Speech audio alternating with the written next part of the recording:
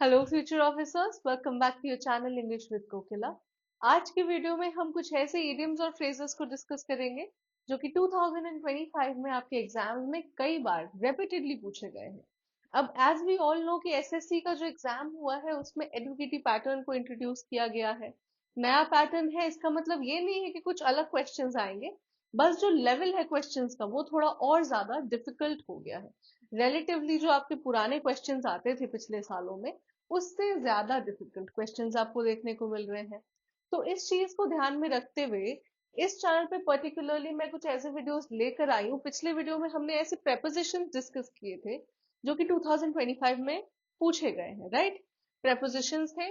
और इस वीडियो में हम कौन से टॉपिक्स को कर रहे हैं? इडियम्स एंड फ्रेजेस, ठीक है, 2025 में। अब इस वीडियो में आप देखेंगे कि पहले जो हम इडियम्स करते थे उससे लेवल थोड़ा और ज्यादा हाई हो गया है। थोड़े और टफ जो इडियम्स हैं वो हम आज देखेंगे, ठीक है? तो कुछ ऐसे इडियम्स भी हो सकते हैं जिन्हें आप पहले से पढ़ चुके हैं, और कुछ ऐसे इडियम्स भी आपको इस वीडियो में मिलेंगे जो आपके लिए बिल्कुल न्यू होंगे। So without further ado let's begin, ठीक है? चलो, let's come to our first question. Choose the correct meaning of the idiom in drips and drabs. In drips and drabs का मतलब क्या होता है? ऑप्शंस देख लेते हैं। Let's look at our options. In large quantities, in continuous flow, in small irregular amounts, या फिर in an unorganized manner। Options क्या हैं आपके? In large quantities, in a continuous flow, in small irregular amounts, या फिर in an unrecognized manner। तो ड्रिब्स and ड्रैप्स का मतलब ये होता है कि कोई भी चीज जो आपको मिल रही है या आप कोई चीज दे रहे हैं तो उसे आप टुकड़ों में दे रहे हैं, ठीक है, छोटे छोटे अमाउंट्स में और इरेगुलरली, ठीक है। फॉर एग्जाम्पल, अगर आपने किसी से पैसे लिए और आपको वो पैसे लौटाने हैं तो आप एक बार में, अगर आपने फॉर एग्जाम्पल 10,000 लिए हैं, ठीक है, तो आप एक बार में 500 दे रहे हो, कभी 200 दे रहे हो, इस तरीके से अगर आप पैसे लौटा रहे हो तो उसे हम क्या बोलेंगे?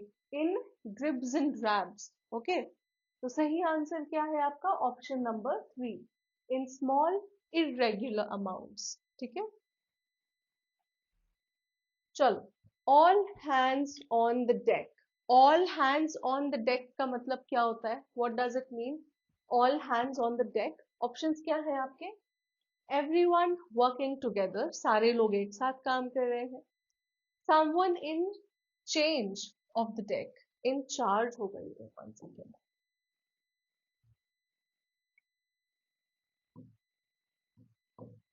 Someone in charge of the deck, a distraction of the deck, या फिर excuse me, a difficult task.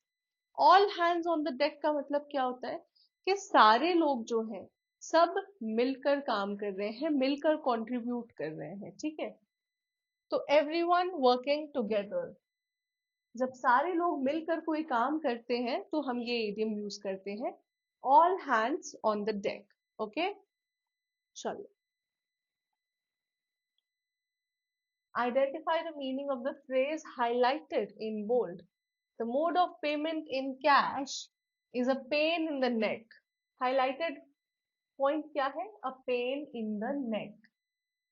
For those who have no habit of carrying cash around them, the mode of payment in cash is a pain in the neck. For those who have no habit of carrying cash around them, options क्या है आपके? When something is not up to the mark, अगर कोई चीज expectations से कम है, it is not up to the mark, ठीक है। When something is unacceptable, कोई चीज एक्सेप्ट करने लायक ना है, नहीं है। When someone or something is very funny, कोई चीज बहुत फनी है। या फिर when someone or something is very annoying, बहुत ही irritating, बहुत ही annoying है अगर कोई चीज, ठीक है। सही ऑप्शन क्या है यहाँ पे? तो अगर आपको इसका आंसर नहीं पता, अ पेन इन द नेक, इसका आंसर अगर आपको नहीं पता कि इसका मीनिंग क्या है, तो आप कॉन्टेक्स्ट देख के भी पता लगा सकते हैं, ठीक है। अब यहाँ पे देखो बात क्या हो रही है कि कैश का जो मोड ऑफ पेमेंट है, ठीक है, वो बहुत ही क्या है? पेन इन द नेक है उन लोगों के लिए जिनको आदत नहीं है पॉकेट में कैश लेके चलने की, है ना, अपने पास कैश लेके जो लोग नहीं चलते हैं, तो ये जो कैश बाय कैश जो पेमेंट होती है वो बहुत ही क्या हो जाती है उनके लिए, इरिटेटिंग हो जाती है, एक सर दर्द बन जाता है, राइट। अगर आप पॉकेट में कैश लेके ना चलो और हर जगह लोग बोले कि नहीं ऑनलाइन पेमेंट तो हम एक्सेप्ट नहीं करते हैं, तो ये बहुत अनोइंग चीज है, right. It's a very irritating task for you कि आप हमेशा कैश लेके चलो और हर जगह आपको कैश देना है। तो सही ऑप्शन क्या है, when someone or something is very annoying, ठीक है। अब पेन इन द नेक को आप कब यूज करेंगे, अगर कोई चीज है या कोई इंसान है जो आपको बहुत परेशान कर रहा है, बहुत आपको अनॉय कर रहा है, बहुत इरिटेट कर रहा है, तो आप कहेंगे a pain in the neck, okay. चलो, बिलो द बेल्ट, ये तो कॉमन है, हमने कई बार डिस्कस भी किया है इसे। बिलो द बेल्ट का क्या मतलब होता है, let's look at our options. Hitting someone lightly, किसी को हल्के से मारना। Doing something with great care, किसी चीज को काफी ज्यादा केयर से करना, है ना, बहुत ही केयरिंग नेचर के साथ किसी चीज को करना।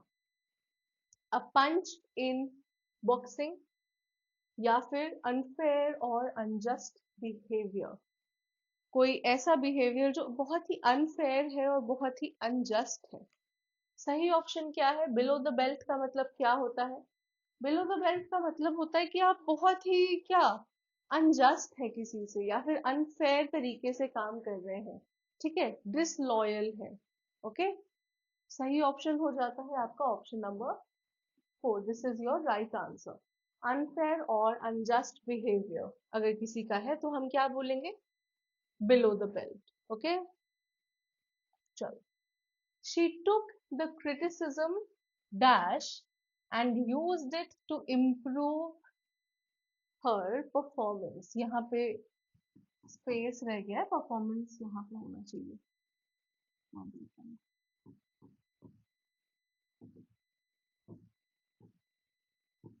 हम्म, she took the criticism dash and used it to improve her performance. Options है at face value, with a grain of salt, in stride या फिर out of context। सही ऑप्शन क्या है, at face value, with a grain of salt, in stride या फिर out of context। तो at face value का मतलब किसी चीज को जो जैसी है उसी तरीके से उसे आंकना, ठीक है, उसकी फेस वैल्यू देख के। समथिंग एज इट इज, कोई ऐसी चीज जो जैसी दिख रही है वैसी ही है, फेस वैल्यू, ठीक है। With a grain of salt का मतलब क्या होता है, किसी भी चीज पे थोड़ा सा डाउट करना, है ना, किसी चीज को आप ब्लाइंडली ट्रस्ट नहीं करिए। Take everything with a grain of salt, हमें क्या करना चाहिए, we should take every information, अगर किसी दूसरे ने हमें कोई गॉसिप दिया तो we should always take it with a grain of salt, मतलब हमें उसे बिल्कुल ऐसे सच नहीं मान लेना चाहिए, राइट। थोड़ा सा डाउट आपके पास होना चाहिए, क्योंकि ये भी हो सकता है कि सामने वाला आपसे शायद झूठ बोल रहा है, राइट। तो take everything with a grain of salt का मतलब होता है टू डाउट समथिंग, है ना, ब्लाइंडली ट्रस्ट नहीं करना। हमेशा किसी चीज को आप मानिए पर थोड़ा सा डाउट का के लिए भी आप जगह रखें उसमें, ठीक है। इन स्ट्राइड का मतलब क्या होता है, इन स्ट्राइड का मतलब होता है किसी चीज को एक्सेप्ट कर लेना, right. One second, take something with a grain of, yes, take something with a grain of salt का मतलब क्या था, to doubt something. In stride का मतलब था किसी चीज को एक्सेप्ट कर लेना। आउट ऑफ कंटेक्स्ट मतलब कोई ऐसी चीज जो आउट ऑफ कंटेक्स्ट है, इसका मतलब क्या होता है, इररेलेवेंट है। अगर यहाँ पे कोई मीटिंग चल रही है, ठीक है, उस मीटिंग का टॉपिक है एजुकेशन, और मैं एंटरटेनमेंट की यहाँ बातें करूँ, तो ये तो बहुत ही आउट ऑफ कंटेक्स्ट बात है ना, it's very irrelevant to the topic, तो ये भी आपका सही आंसर नहीं है। अब एक बार फिर से पढ़ते हैं, she took the criticism dash and used it to improve her performance, तो यहाँ पे सही आंसर क्या है कि उसने क्रिटिसिज्म को अपनाया और इसे यूज किया खुद को इम्प्रूव करने में, अपने परफॉर्मेंस को और बेहतर बनाने में। तो she took the criticism in stride and used it to improve her performance. सही आंसर क्या है? ऑप्शन 3. चलो, स्टार क्रॉस्ड लवर्स। अगर आप में से किसी को भी लिटरेचर पसंद है, आप लिटरेचर पढ़ते हैं, तो ये जो ईडियम है इसे आप आंख बंद करके सॉल्व कर सकते हैं, ठीक है? और even without reading the options, बिना ऑप्शन देखे ही आपको इसका आंसर पता होगा। स्टार क्रॉस्ड लवर्स, अगर आप लिटरेचर पढ़ते हैं तो ऑप्शंस हैं आपके: lovers whose relationship is doomed, lovers facing many challenges, very successful lovers, या फिर happy lovers. Star crossed lovers का मतलब क्या होता है? Lovers whose relationship is doomed. Doomed का मतलब it is destined to fail, ठीक है? या फिर लवर्स फेसिंग मेनी चैलेंजेस, ऐसे लवर्स जिनको बहुत ज्यादा कठिनाइयां फेस करनी पड़ रही है। वेरी सक्सेसफुल लवर्स या फिर हैप्पी लवर्स। सही आंसर क्या है? तो स्टार क्रॉस लवर्स को हम तब यूज करते हैं जब कोई ऐसे पेयर की हम बात कर रहे हैं जो जिसका फ्यूचर हमें पता है कि कुछ भी नहीं है, उसका फ्यूचर डूम्ड है, ठीक है? यानी कि उनका they are destined to fail. सही ऑप्शन क्या है? Lovers whose relationship is doomed. जैसे व्हाट? रोमियो जूलियट, है ना? शेक्सपियर ने लिखी थी रोमियो एंड जूलियट की स्टोरी। तो उसमें क्या था? They were destined to fail, ठीक है? तो इस तरीके से आप इसे याद कर सकते हैं कि स्टार क्रॉस लवर्स का मतलब क्या हो गया कि ऐसे lovers who are destined to fail, जिनको जिनका जो रिलेशनशिप है इट इज डूम्ड। ओके, चलो let's move on to the next question. At sixes and sevens, at sixes and sevens, options है हमारे: in chaos और confusion, in complete agreement, in complete harmony, या फिर in a calm state। सही answer क्या है? at sixes and sevens, at sixes and sevens का मतलब क्या हो सकता है? केओस और कंफ्यूजन। केओस और कंफ्यूजन में होना, बहुत ही ज्यादा उथल पुथल वाली सिचुएशन में, बहुत ही कंफ्यूज्ड सिचुएशन में होना, या फिर इनकम्प्लीट अग्रीमेंट, किसी चीज के साथ बिल्कुल कंप्लीटली अग्री होना, इन कंप्लीट हार्मनी, हार्मनी में होना, एकता के साथ बिल्कुल एक तरीके से अग्रीमेंट ही कह लीजिए, इन अ काम स्टेट, बिल्कुल एक स्थिर काम स्टेट में, ठीक है? सही ऑप्शन क्या है? एट सिक्सेस एंड सेवेंस का मतलब होता है कोई चीज जो बहुत ही ज्यादा उथल पुथल में हो, केओस में हो और बहुत ही कंफ्यूजन में हो, ठीक है? तो तब हम क्या कहते हैं? At sixes and sevens. तो सही आंसर क्या है आपका? Option number 1, in chaos and confusion, ठीक है? चलो, part and parcel. Part and parcel का मतलब क्या होता है? ऑप्शंस देख लेते हैं। अ स्मॉल अनइम्पॉर्टेंट डिटेल, एक छोटी सी बहुत ही अनइम्पॉर्टेंट सी डिटेल, या फिर a non essential part of a whole, किसी भी चीज का एक non essential part. Non essential मतलब, नॉन एसेंशियल मतलब अनइम्पॉर्टेंट,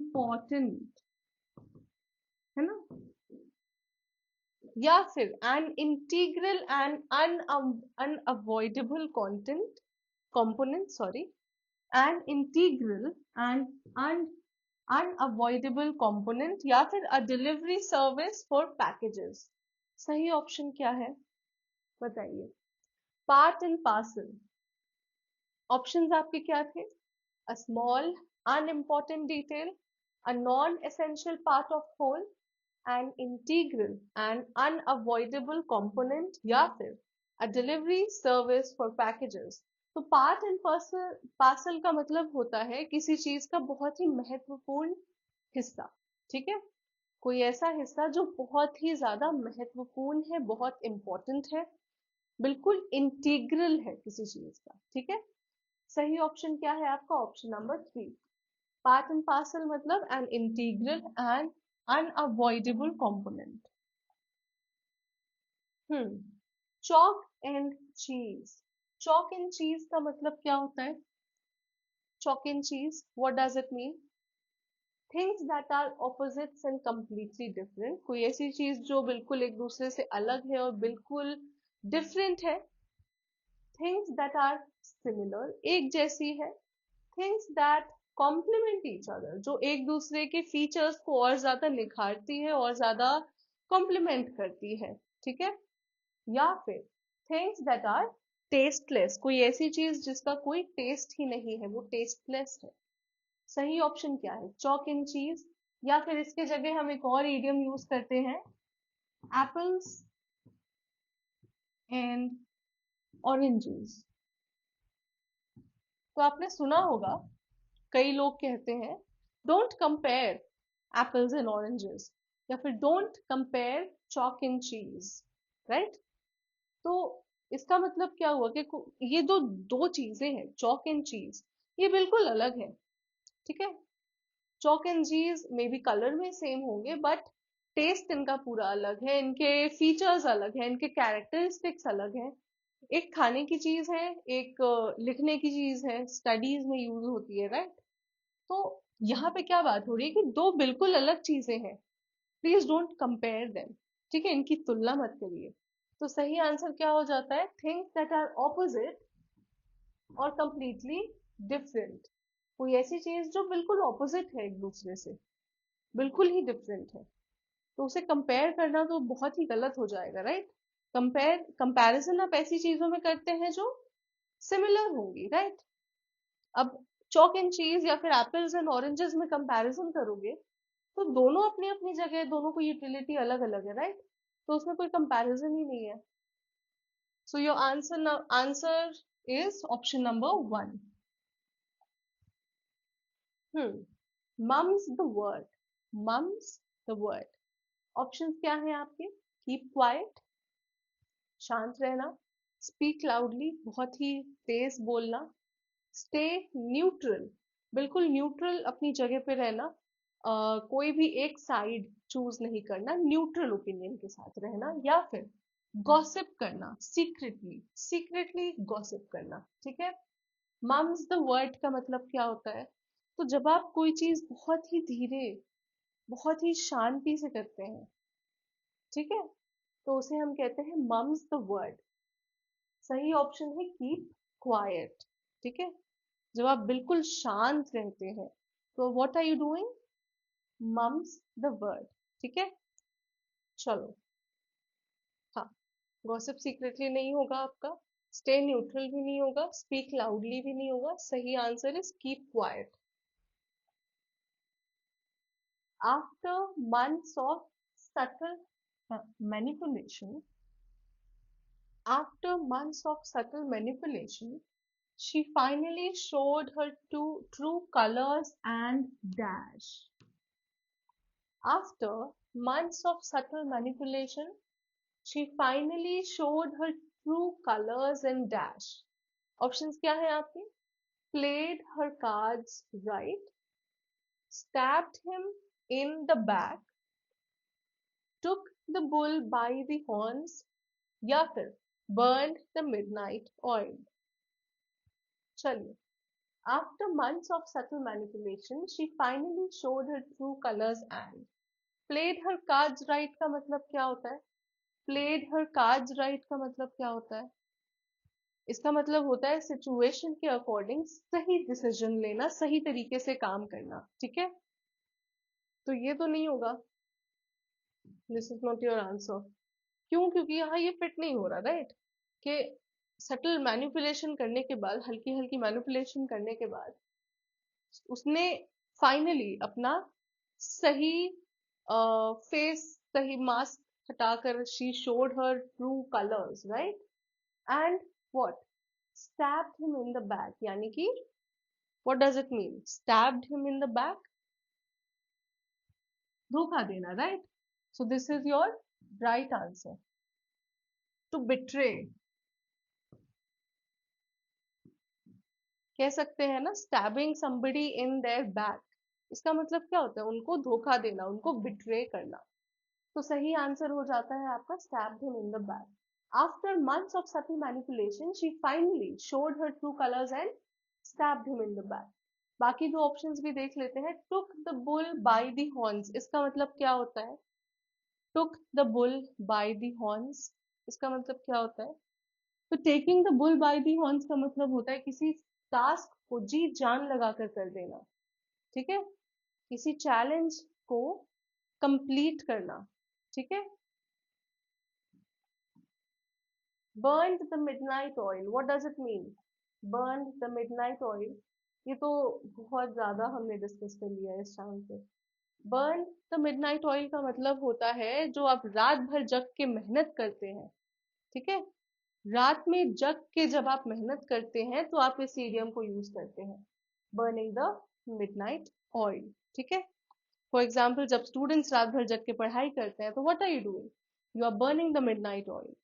ठीक है? as thick as thieves.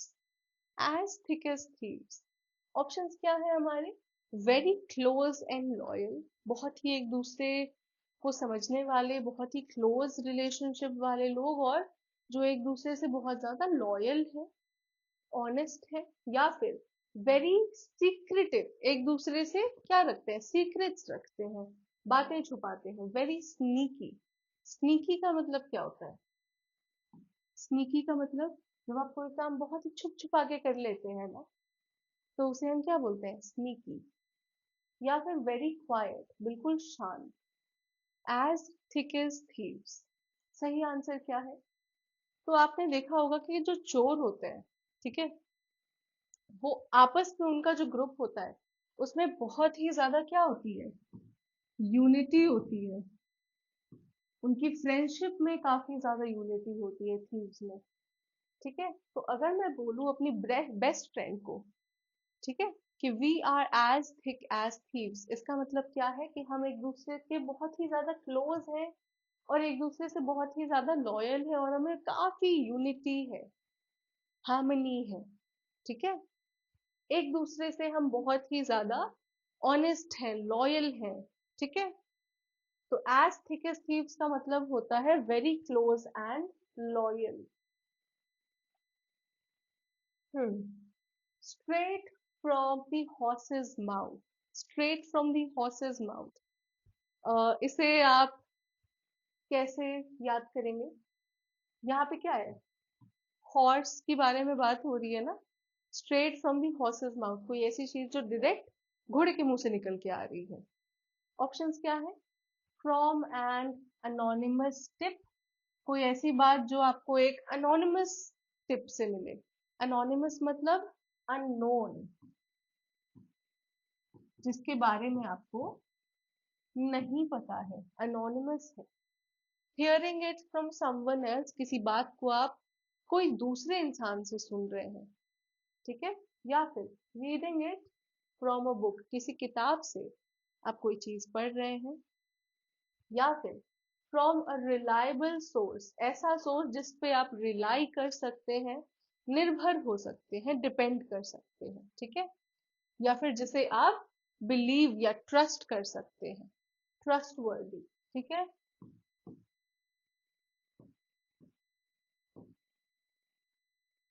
सही ऑप्शन क्या हो जाता है आपका? Straight from the horse's mouth का मतलब होता है कोई ऐसी बात जिसको आप फुल्ली ट्रस्ट कर सकते हैं, फ्रॉम अ रिलायबल सोर्स, किसी ऐसे सोर्स से आपको कोई बात पता चले जिस पे आप फुल्ली ट्रस्ट कर सकते हैं. ठीक है? फॉर एग्जाम्पल, अगर आप देखिए, दो लोग हैं. ठीक है?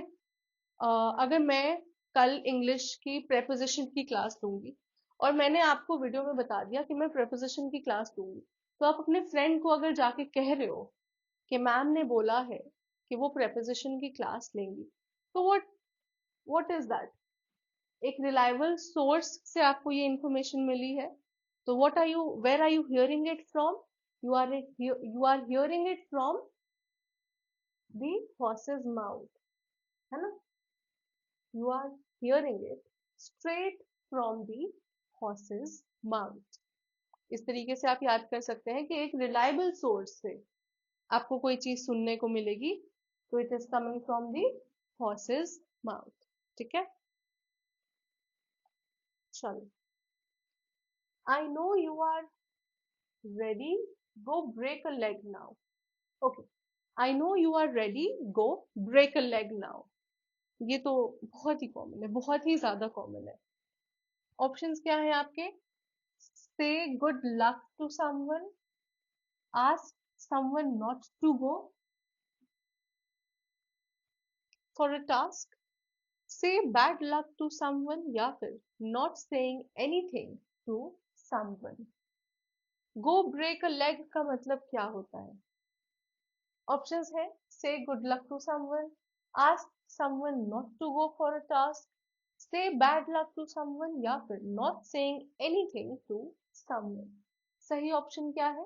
तो जब आप कहते हैं गो ब्रेक अ लेग, सुनने में काफी नेगेटिव लग रहा है कि यार ये तो टांग तोड़ने की बात हो रही है ना? बट जब आप किसी को गुड लक बोलते हैं तो आप कह सकते हैं गो ब्रेक अ लेग। अगर आप वेल विशर हैं किसी के, उस किसी का एग्जाम है और आप गुड लक कहना चाहते हैं, है ना, किसी को गुड लक विश करना चाहते हैं, तो आप कह सकते हैं ब्रेक अ लेग। तो सही ऑप्शन है आपका ऑप्शन नंबर 1, से गुड लक टू समवन। ठीक है, okay. Every nook and cranny, every nook and cranny. Options है वेरी स्मॉल कॉर्नर और हिडन पार्ट, किसी चीज का बहुत ही छोटा सा कॉर्नर जो छुपा हुआ पार्ट है कहीं का, या फिर एवरी इंपॉर्टेंट डिटेल, एक एक important detail, every visible place, हर एक प्लेस जो दिखाई पड़े, या फिर एवरी लार्ज स्पेस और ओपन एरिया। सही ऑप्शन क्या है? एवरी नुक एंड क्रानी का। एवरी नुक एंड क्रानी का मतलब होता है जब आप कहते हैं ना कि मैं कोई चीज ढूंढ रही हूँ या किसी को ढूंढ रही हूँ, तो मैं हर एक कोने कोने जाके उसे ढूंढ रही हूँ, है ना? हर एक नुक एंड क्रैनी में जाके मैं उसे ढूंढ रही हूँ। ठीक है, एवरी स्मॉल कॉर्नर और हिडन पार्ट। सही ऑप्शन हो जाता है आपका ऑप्शन नंबर 1।